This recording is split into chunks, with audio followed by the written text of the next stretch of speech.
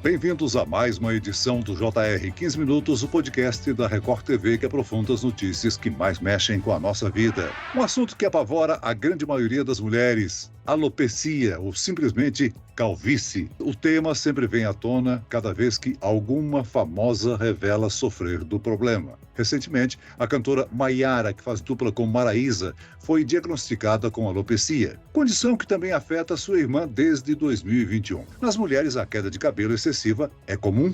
Quais são os tipos de alopecia mais frequentes? E as causas? Existe um tratamento para tratar a condição? O 15 Minutos de hoje esclarece essas e outras dúvidas com o médico dermatologista do Hospital Moriá, Marcelo Arnone. Bem-vindo ao nosso podcast, doutor. Olá, Celso. Olá, ouvintes do podcast. É um prazer participar novamente. Agora, quem nos acompanha nessa entrevista é a repórter da Record TV, Gabriela Dias. Gabriela, foi a vez da cantora Maiara, da dupla com Maraísa, revelar que também sofre de alopecia. Mas a condição afeta outros artistas e até por isso tem tido mais repercussão.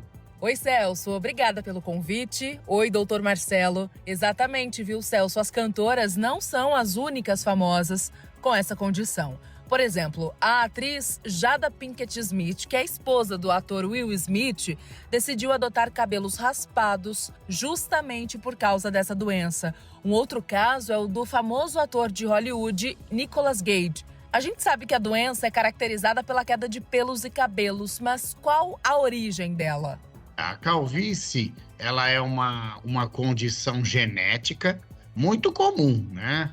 E, na verdade, o que acontece uma sensibilidade maior, os folículos pilosos, né, do nosso couro cabeludo, eles têm uma sensibilidade maior aos hormônios que estão circulando no organismo, e em resposta a esse estímulo hormonal, eles vão se desprendendo, vão caindo. Então, acontecem dois fenômenos na prática, né?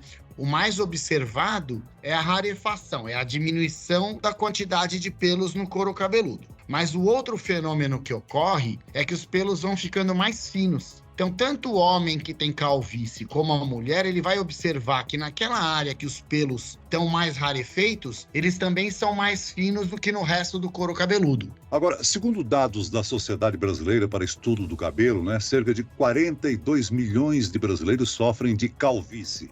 Em sua maioria, é claro, a doença atinge homens, mas a condição também é motivo de preocupação para a vaidade feminina.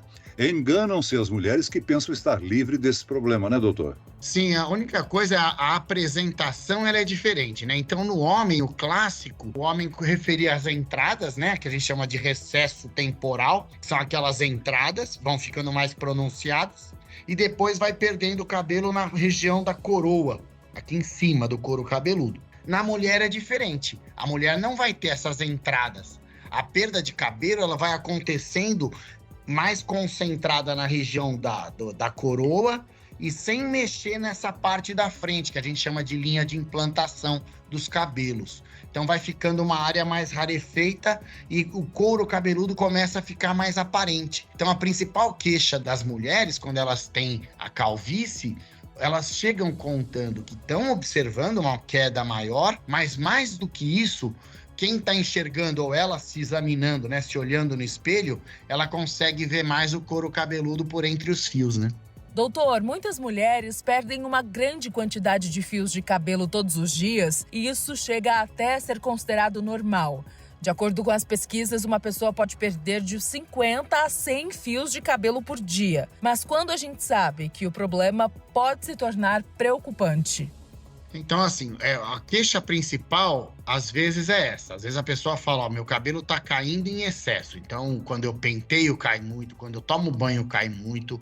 Eu acordo na cama e observo muitos fios na fronha. Isso pode ser normal, fisiológico, se a pessoa tá perdendo fios e estão nascendo novos fios, né? Então, o resultado dessa equação fica equilibrado.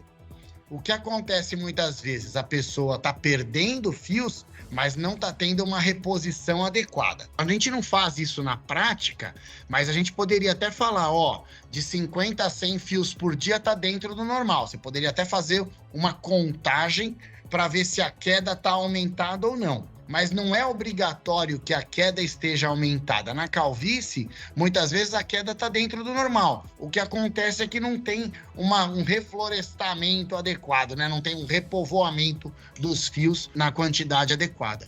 Pois bem, a cantora Maraísa decidiu falar sobre o assunto para inspirar outras pessoas que convivem com a mesma condição que ela. Agora, o que pode causar a queda capilar em mulheres? Tem causas já definidas? A calvície é uma delas, né? Existem outras causas de queda de cabelo, né? Talvez uma das mais comuns, assim, que as pessoas conhecem bastante, é aquela queda de cabelo que aparece quando a mulher ganha nenê, né? Quando ela tem o filho, ela dá à luz a uma criança, depois de um período, um mês mais ou menos, tem uma queda de cabelo. Isso não está relacionado à calvície, isso é temporário, né? Então isso é uma outra causa de queda de cabelo. A calvície a gente não tem uma causa muito bem conhecida. Agora existem outras causas de queda de cabelo. E aí vai. Nascimento, né, da criança pode ser uma causa. Às vezes uma doença, como a doença da tireoide, pode levar à queda de cabelo. Às vezes um quadro de anemia pode levar à queda de cabelo. Então, o papel do dermatologista é conversar com a paciente, depois examinar a paciente, tentar ver qual tipo de queda que ela tem. Se a gente considera que o exame é compatível com a calvície, a gente nem faz uma pesquisa muito longa.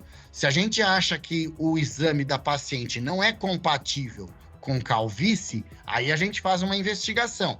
Essa investigação vai ter a parte clínica da anamnese do médico e tem a parte laboratorial. Você pede alguns exames para ver se a pessoa não tem anemia, para ver se a pessoa não tem uma doença da tireoide, que são causas comuns de queda de cabelo também. Utilização de produtos químicos como a tintura para cabelo podem provocar a calvície, doutor? Geralmente, todos os produtos químicos aplicados no cabelo ou os tratamentos físicos, né, como escova, por exemplo, eles mais do que queda provocam quebra dos fios. A gente diz que é uma alteração da haste, o fio fica danificado e se rompe, se quebra. Não é comum essas técnicas causarem queda de cabelo. Até pode acontecer, mas é raro. O mais comum, com tratamento químico agressivo ou escovas excessivas, né? Tratamento térmico, né? A escova, ela combina o aquecimento do fio e a tração do fio. Esses movimentos podem levar à quebra dos fios, mas queda não costuma ser uma causa, não. Agora, para algumas mulheres, a calvície pode começar precocemente, ainda na juventude, né? A condição tende a piorar com o passar dos anos, doutor? É bem importante que, uma vez que a pessoa considere que está perdendo cabelo ou que o couro cabeludo está aparecendo mais entre os fios, ela procure um médico. O médico vai tentar determinar primeiro que tipo de alopecia que a paciente apresenta, que tipo de queda de cabelo. Para todas elas, tem algum tratamento que, num primeiro momento, vai bloquear a progressão do processo e, num segundo momento, vai estimular o nascimento de novos fios naquela região. Então, é bem importante que a pessoa procure um médico para identificar o problema corretamente e a gente poder fazer uma intervenção. Não adianta, às vezes, a pessoa comprar um suplemento de vitaminas e tomar, ou comprar um shampoo anti-queda. Essas coisas não vão dar resultado, né? Então, o importante é que ela procure um médico dermatologista para ele entender direito o que está acontecendo e fazer o tratamento mais preciso. Ao contrário dos homens, em que a calvície acomete as entradas e a coroa da cabeça, como o senhor já explicou, como é que funciona a perda de cabelos nas mulheres? E quais são as principais características? A queda de cabelo, né? Então, quando a pessoa nota que está tendo um ritmo aumentado, o médico dermatologista vai examinar para tentar entender primeiro se é algo localizado ou se é algo difuso, que pega toda a cabeça, né? Todo o couro cabeludo. Como nós falamos, a calvície, ela tende a se concentrar mais na região da tampa do couro cabeludo, né? Nessa parte da coroa, tanto no homem como na mulher. Então, o primeiro é a distribuição do quadro. Depois a gente tenta ver se aquela queda está ativa, né? A gente examinando a paciente, a gente consegue determinar isso. Aí, uma vez que a gente vê que o padrão se o padrão for mais compatível com calvície, a gente vai fazer uma avaliação da parte hormonal dessa paciente. Muitas vezes a gente não encontra nenhum problema hormonal e começa o tratamento. Se ao exame a gente percebe que isso é sugestivo de outras causas, Aí que a gente faz a investigação para doença da tireoide, para anemia, eventualmente até conversando com a paciente, tentando entender se aconteceu algum estresse importante, algo que levou ao desencadeamento da queda, né? Doutor, a alopecia tem cura? Cura de dizer para paciente que, agora a partir de hoje você está curada, você não precisa mais vir ao médico. Isso não. Mas o que a gente pode dizer é que tem tratamento. Como eu disse, a meta do tratamento no primeiro momento é estancar a queda, né? Fazer com que pare de cair. A gente consegue obter isso em ou semanas ou meses. E depois, no longo prazo, estimular a nascer novos fios ali. Então a gente diz que tem tratamento. Não dá para garantir que vai voltar 100% do que era antes e não dá para garantir que o paciente possa depois parar de fazer o tratamento e viver sem se preocupar com isso. Mas dá para controlar e dá para melhorar bastante. Agora, os tratamentos são diferentes entre homens e mulheres? Há uns 10 anos atrás, o tratamento do homem e da mulher eram muito diferentes. Hoje não. As substâncias são muito parecidas, tanto as que se usa no homem como na mulher. O único cuidado que a gente tem é se a mulher é fértil, né? Se a mulher está tentando engravidar, se a mulher ela tá na fase que ela pode engravidar, você tem que separar, porque alguns tratamentos você pode fazer e outros não. Mas os tratamentos locais, por exemplo, que a gente faz, são muito parecidos entre homens e mulheres. Agora, quando a gente precisa lançar mão de remédio por via oral, é que aí a gente vai individualizar melhor uma série de condições e prescrever o tratamento mais adequado. Agora, o transplante capilar é uma forma de restaurar os fios para quem sofre com a queda de cabelo. Como é que funciona esse procedimento e quando é que ele é recomendado? Na verdade, esse procedimento, o que ele faz? Ele pega cabelo do próprio paciente, de uma região, geralmente da região da nuca, e coloca os cabelos nessa região da tampa, nessa região do vértice do couro cabeludo. E por que aquele cabelo que ele tirou de lá de trás vai funcionar, né? Vai pegar ali e não vai cair mais? Porque ele é um cabelo biologicamente diferente. Ele não tem os mesmos receptores de hormônios que os fios dessa região da tampa do couro cabeludo. Então ele é um cabelo, digamos que é mais resistente à queda, por isso que acaba funcionando. Quando que a gente indica isso? Ele é um tratamento complementar a esse tratamento que nós falamos, porque às vezes o paciente procura o médico numa fase muito avançada. Então você até consegue estancar o processo de queda, estimular o nascimento de fios, mas já tem uma queda muito importante, né? Uma rarefação muito importante instalada aí. Uma das ferramentas pode ser o transplante de cabelo.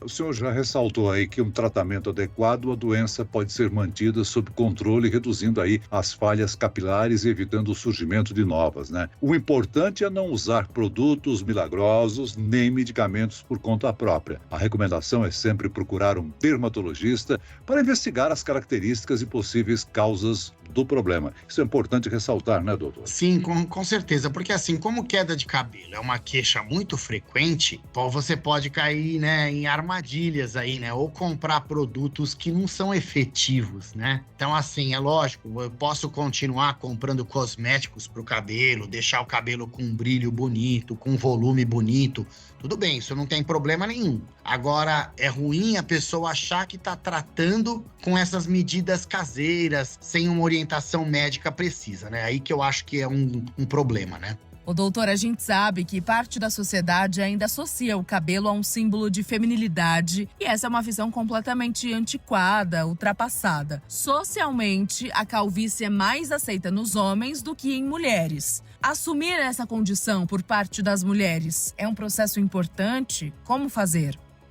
A gente vai sempre individualizar caso a caso, né? Você vê que tem mulheres que não têm um impacto muito grande e aceitam aquela condição. Já a gente também se defronta com mulheres que estão tendo um impacto negativo muito grande. Então, às vezes, a pessoa mesmo pede, fala, doutor, eu posso usar alguma coisa para disfarçar a queda? Então, assim, a gente vai individualizar caso a caso. Às vezes, por exemplo, tem mulheres que, quando fazem a quimioterapia para o tratamento de câncer, preferem deixar o couro cabeludo sem pelo nenhum, né? Aceitam essa imagem corporal numa boa. E você tem mulheres que não aceitam isso. Então elas até falam, posso nesse período usar uma prótese, né, uma peruca? Pode. Então acho que vai depender um pouco de como a pessoa absorve esse impacto. Se a pessoa absorve bem, a gente não estimula nenhum tipo de cobertura. Porque o que a gente quer, na verdade, é que a pessoa não se afaste das suas funções sociais, familiares, no trabalho. Então a gente vai individualizar caso a caso. Muito bem, nós chegamos ao fim desta edição do 15 Minutos. Eu quero aqui agradecer a participação e os esclarecimentos do médico dermatologista do Hospital Muriá, Dr. Marcelo Arnone. Obrigado, doutor. Eu que agradeço a oportunidade. Um abraço a todos. E agradeço a presença da repórter da Record TV, Gabriela Dias. Obrigado, Gabriela. Celso, muito obrigada por mais esse convite. Doutor Marcelo, obrigada pelos esclarecimentos. Esse podcast contou com a produção de David Bezerra e dos estagiários Lucas Brito, Fernando Russo e Kátia Brazão. Sonoplastia de Marcos Vinícius. Coordenação de conteúdo, Edivaldo Nunes e Deni Almeida. Direção editorial, Tiago Contreira. Vice-presidente de jornalismo, Antônio Guerreiro. Você pode acompanhar o JR 15 Minutos no portal r7.com, nas redes sociais do Jornal da Record e nas principais plataformas de streaming. Eu, Celso Freitas, te aguardo no próximo episódio. Até amanhã.